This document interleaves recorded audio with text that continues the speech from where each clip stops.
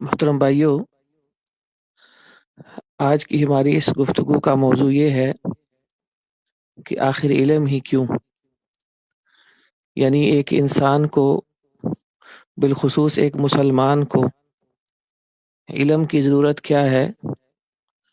اور اس کی اہمیت کیا ہے کہ اس کے بغیر ہمارا گزارا نہیں ہو سکتا، اور اسے سیکھنا ہمارے لیے بے حد ضروری ہے۔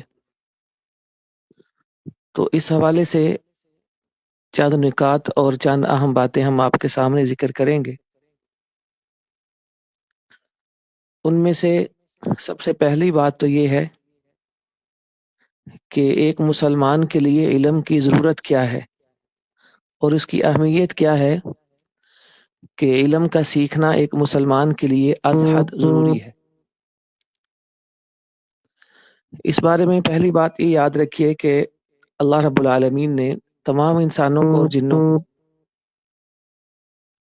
اپنی عبادت کے لیے پیدا کیا ہے۔ یہ انسان کی زندگی کا مقصد ہے، اسی غرض و غایت کے لیے اس کی تخلیق ہوئی ہے۔ اور اللہ کی عبادت ایک بہت بڑا عمل ہے، بہت اہم ہدف ہے۔ یہ ہدف ہم علم کے بغیر پورا نہیں کر سکتے۔ ایک انسان جب اللہ کی عبادت کرنا چاہتا ہے تو اس کے لیے ضروری ہے کہ پہلے وہ یہ سیکھے کہ عبادت کیا ہے، عبادت کس کی کرنی ہے، عبادت کیسے کرنی ہے۔ یعنی علم کے بغیر نہ ہم اللہ کی معرفت حاصل کر سکتے ہیں،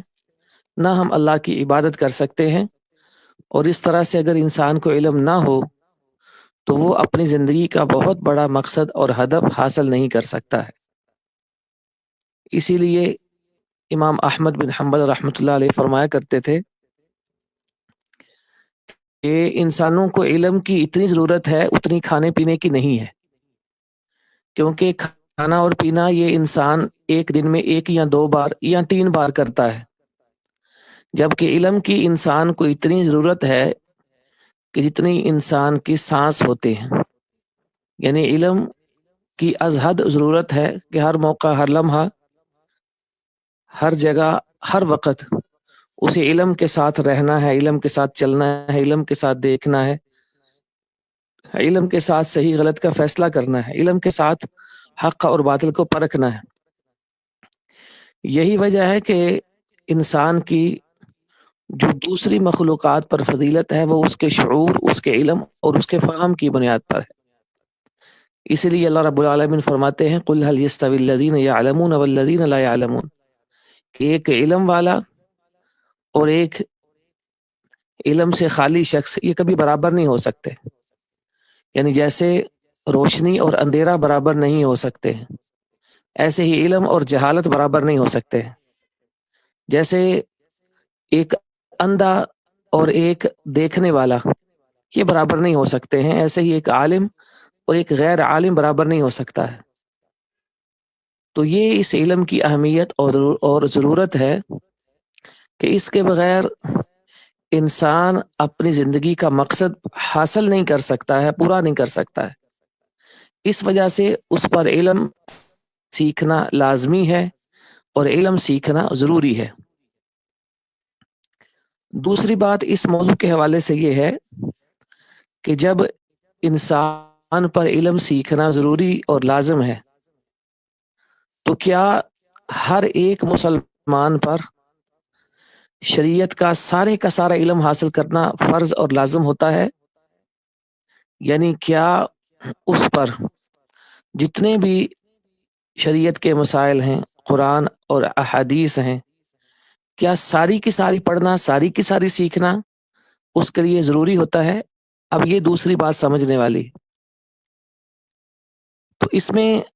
علم کی فرضیت کے حوالے سے تو بنیادی طور پر ایک حدیث ہمیں یاد رکھنی چاہیے کہ رسول اللہ صلی اللہ علیہ وسلم ارشاد فرماتے ہیں طالب العلم فریضۃ علی کل مسلم، کہ علم کی تلاش اور علم حاصل کرنا ہر مسلمان پر فرض ہے اور لازم ہے، مرد ہو عورت ہو، دونوں پر ہی علم حاصل کرنا یہ لازمی ہے، یہ اس کا فریضہ ہے۔ لیکن فریضہ کیا ہے اور کتنا ہے یہ بہت اہم ہے اور سمجھنے والی بات ہے۔ تو اس حوالے سے یاد رکھیے کہ ایک عام مسلمان پر یہ فرض ہے کہ جو دین کے فرائض اور واجبات ہیں، دین کے لازمی احکام ہیں اور حلال اور حرام ہیں،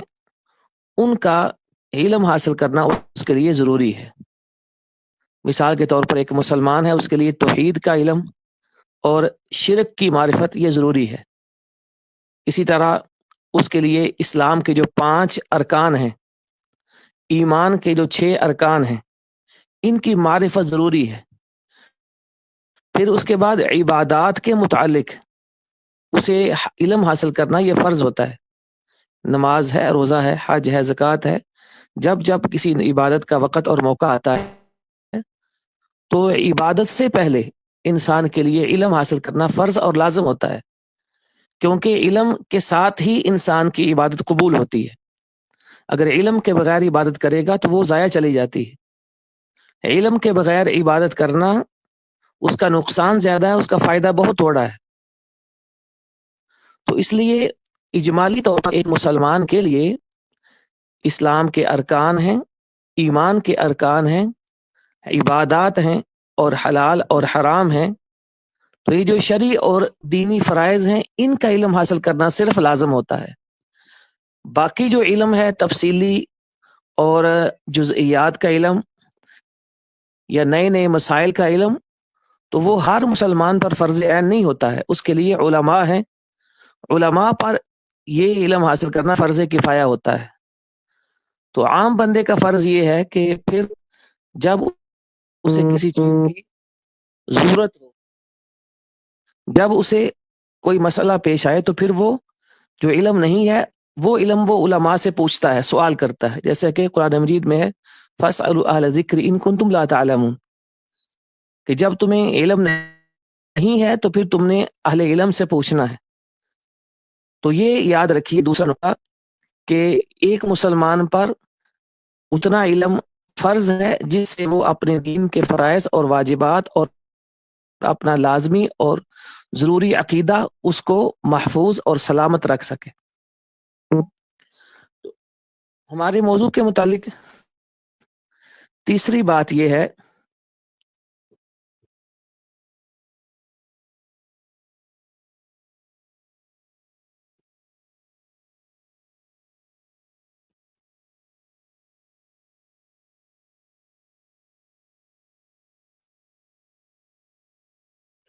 کہ جس علم کی ہم بات کر رہے ہیں کہ اس کی یہ اہمیت ہے اور اس کا سیکھنا لازمی ہے، وہ علم کیا ہے، کس کو علم کہتے ہیں؟ تو اس بارے میں یاد رکھیے گا کہ قرآن مجید میں یا احادیث میں، یعنی شریعت میں جس علم کی اہمیت بیان ہوئی ہے، جس علم کو سیکھنے کی تاکید آئی ہے اور جس علم کا سیکھنا ایک مسلمان پر فرض ہوتا ہے، اس سے مراد شریعت اور دین کا علم ہے، یعنی قرآن و سنت کا علم۔ یہ ہے حقیقی علم جس کی فضیلت بھی ہے اور جس کو سیکھنے کا حکم بھی ہے۔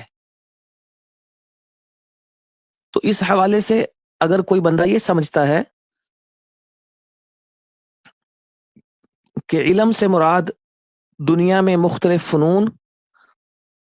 اور مختلف چیزیں سیکھنا ہے، جیسے انجینئرنگ کا علم ہے، جیسے میتھ ہے، جیسے دوسری چیزیں ہیں، تو اس حوالے سے یاد رکھیے کہ یہ دنیا کے ہنر ہیں، دنیا کے شعبے ہیں، دنیا کے پیشے ہیں۔ ان چیزوں کو پڑھنا سیکھنا وہ علم نہیں ہے جس کی قرآن اور سنت میں فضیلت آئی ہے۔ جس علم کی فضیلت آئی ہے اس سے مراد اللہ کا کلام اور رسول کا فرمان، اور ان کو سمجھنے کے لیے ان کے معاون اور ان کے لیے ضروری علم ہے، جیسے عربی گرامر کا علم ہے، عربی زبان کا علم ہے۔ تو یہ ہے وہ علم جس کی فضیلت آئی ہے اور جس کا سیکھنا یہ لازم کیا گیا ہے۔ تو یہ غلط فہمی ہمارے ہاں بہت عام ہے کہ لوگ کسی بھی اسکول، کالج اور یونیورسٹی کے باہر لکھ دیتے ہیں کہ یہ علم کی فضیلت ہے، اور وہ فضیلت جو شرعی علم کی ہے وہ اس دنیاوی علوم پر لگا دیتے ہیں۔ تو اس غلط فہمی سے انسان کو بچنا چاہیے، کیونکہ شریعت نے جس چیز کی جو فضیلت بیان کی ہے، اگر وہ اٹھا کر ہم کسی دوسری چیز پر لگا دیں تو نہ صرف یہ کہ شریعت میں یہ تحریف اور تبدیلی ہوتی ہے، بلکہ اس سے انسان کو حاصل بھی کچھ نہیں ہوتا ہے۔ چوتھی بات یہ ہے کہ جب کوئی شخص شرعی علم کے راستے پر چل پڑتا ہے تو اس کے لیے یہ سیکھنا ضروری ہوتا ہے کہ علم کے آداب کیا ہیں، علم کی حصول کا طریقہ کار کیا ہے، کیونکہ کسی بھی چیز کو حاصل کرنے سے پہلے اس کا طریقہ سیکھنا ضروری ہوتا ہے، اور اس کو حاصل کرنے سے پہلے جو آداب ہیں ان کا پڑھنا اور سیکھنا ضروری ہوتا ہے۔ علم حاصل کرنے کے لیے سب سے پہلی نیت اللہ کی رضا ہونی چاہیے کہ میں اس علم کو اس لیے حاصل کر رہا ہوں کہ میں اللہ کی رضا حاصل کروں گا۔ اللہ کی رضا کیسے حاصل ہوتی ہے؟ کہ انسان علم سیکھنے میں یہ نیت کرے کہ میں اسے اپنے عمل کے لیے سیکھ رہا ہوں، کہ میں جو سیکھوں گا میں اس پر عمل کروں گا، اور پھر دوسرے نمبر پر عمل کرنے کے بعد میں اسے دوسرے لوگوں کو سکھاؤں گا، ان تک پہنچاؤں گا، اور ان کو بھی یہ علم سکھاؤں گا۔ یہ دوسرے نمبر پر انسان کی نیت ہونی چاہیے، اور ساتھ اس کے انسان کی نیت یہ ہونی چاہیے کہ میں شریعت کا علم اس لیے سیکھوں گا، سکھاؤں گا کہ اس کے ساتھ شریعت پھیلے اور شریعت کا علم محفوظ ہو جائے۔ تو یہ ارادہ، نیت اور یہ مقاصد ہیں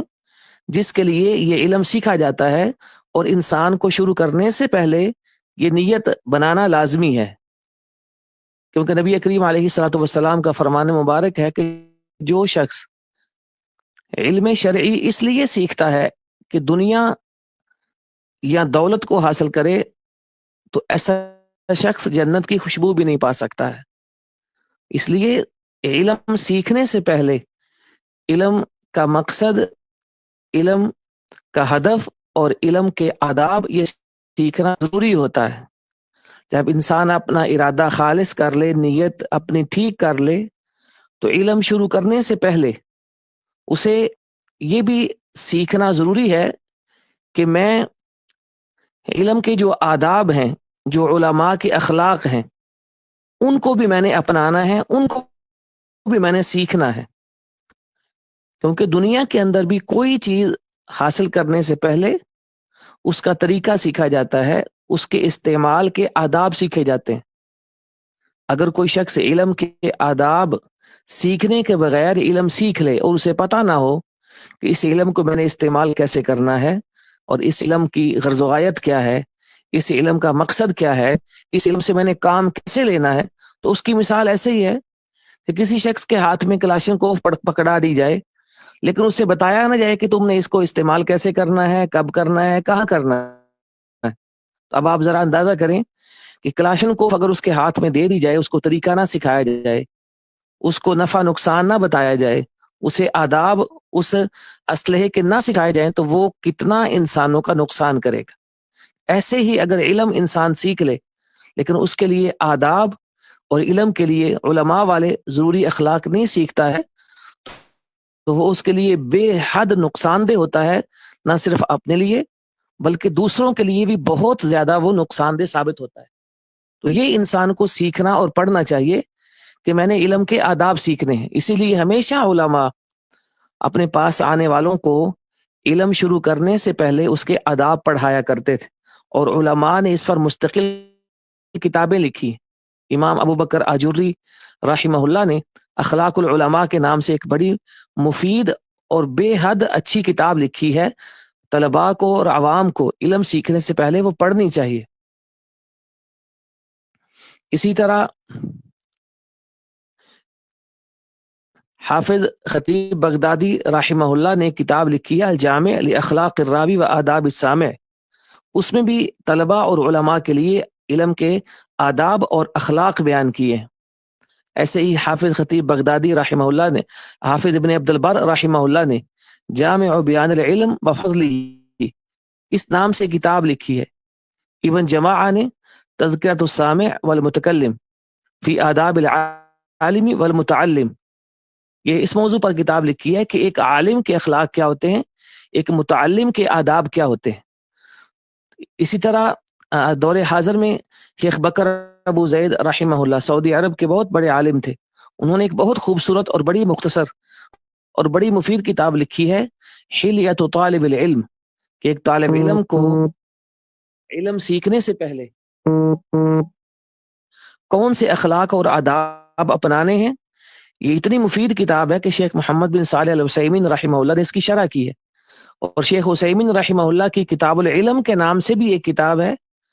اس کو بھی پڑھنا چاہیے اور اس سے بھی علم کے آداب سیکھنا چاہیے۔ تو مقصود ہمارا یہ ہے کہ علم حاصل کرنے سے پہلے جب انسانیت کر لے تو اسے علم کے آداب سیکھنا بہت ضروری ہے، تاکہ وہ علم کا طریقہ بھی سیکھے اور اسے یہ بھی پتا ہو کہ میں نے اگر عالم بننا ہے تو ایک عالم کے اخلاق کیا ہوتے ہیں، اور اللہ تعالیٰ سے یہ دعا کرنی چاہیے اس کے ساتھ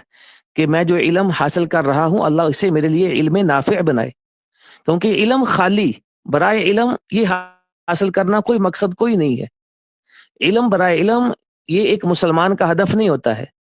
علم برائے عمل یہ ایک مسلمان کا مقصد ہوتا ہے، اسے علم نافع کہتے ہیں۔ اس لیے نبی کریم علیہ الصلوۃ والسلام کی دعاؤں میں سے یہ تھا اللہم انی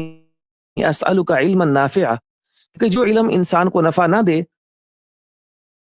وہ انسان کے لیے دنیا اور آخرت ہر جگہ پر بے حد نقصان دہ ہوتا ہے۔ تو یہ تھا علم کے حوالے سے کہ ہمیں علم کا طریقہ، علم کے آداب سیکھنا ہے،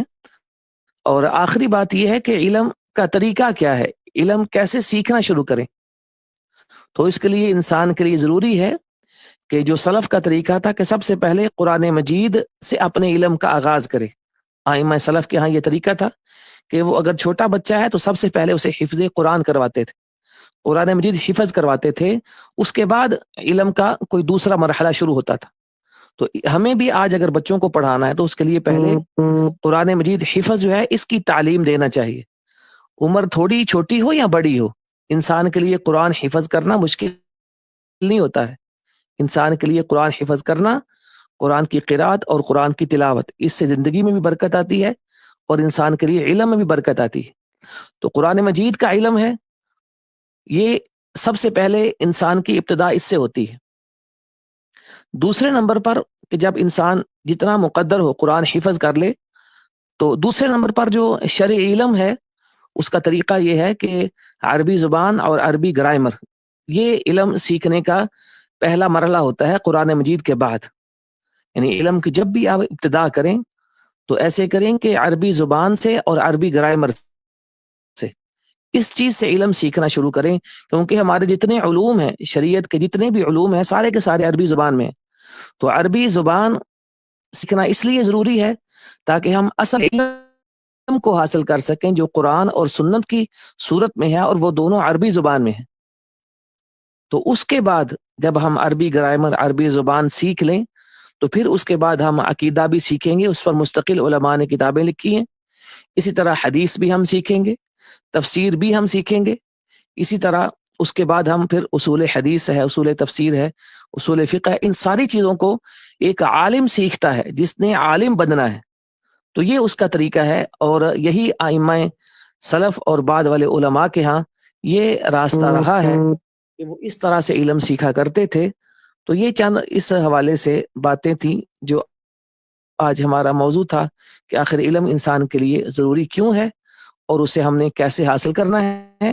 اس کا فائدہ کیا ہے دنیا آخرت میں، اس کا مقام کیا ہے۔ علم کی فضیلت کے لیے یہ ایک حدیث اگر انسان یاد کر لے تو وہ کافی ہے کہ رسول اللہ صلی اللہ علیہ وسلم فرماتے ہیں کہ جو شخص علم کی تلاش میں نکلتا ہے، علم سیکھتا ہے، علم حاصل کرتا ہے، اس کے لیے آسمانوں اور زمینوں کی تمام مخلوقات مغفرت کی دعائیں کرتی ہیں، حتیٰ کہ فرمایا سمندر کے اندر جو مچھلیاں ہوتی ہیں وہ بھی علم والے کے لیے، علم سیکھنے والے کے لیے، علم تلاش کرنے والے کے لیے دعائیں کرتی ہیں۔ اس حدیث کا فہم ہمیں ایسے حاصل ہوگا کہ امام ابن مبارک رحمہ اللہ سے پوچھا گیا کہ علامتا تطلب العلم، کب تک آپ علم کی تلاش کرتے رہیں گے، طالب علم بن کر رہیں گے؟ انہوں نے کہا کہ میں قبر تک طالب علم ہی بن کر رہنا چاہتا ہوں، اس لیے کہ نبی علیہ الصلوۃ والسلام نے فرمایا ہے کہ ایک طالب علم کے لیے دنیا کی ہر چیز، کائنات کی ہر مخلوق دعائے مغفرت کرتی ہے، تو بلا جس کی فضیلت ایسی ہو وہ عمل چھوڑا جا سکتا ہے؟ تو یہ انسان کو یاد رکھنا چاہیے کہ طلب علم اس قدر فضیلت والا عمل ہے، اس قدر بڑا مرتبہ ہے اس کا، اور اس کی شان اور عظمت اس قدر زیادہ ہے کہ امام عبداللہ بن مبارک ہی فرماتے ہیں کہ نبوت کے بعد میرے علم کے مطابق شرعی علم سکھانے سے زیادہ افضل عمل کوئی نہیں ہے۔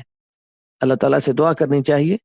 کہ اللہ تعالیٰ ہمیں علم نافع سیکھنے کی توفیق دے، جو واقعتاً ہمارے لیے علم نافع بنے، کہ ہمارے عمل میں، اخلاق میں، عقیدے میں وہ اصلاح اور سلامتی کا ذریعہ بنے، اور پھر علم نافع یہ لے کر ہم دوسروں کو سکھائیں، دوسروں کو پڑھائیں، دوسروں کو تک علم پہنچانے کی کوشش کریں۔ اللہ تعالیٰ جو ہم نے بیان کیا ہے ہمیں سب کو سمجھنے کی اور اس پر عمل کرنے کی توفیق عطا فرمائے۔ وآخر دعوانا ان الحمد للہ رب العالمین۔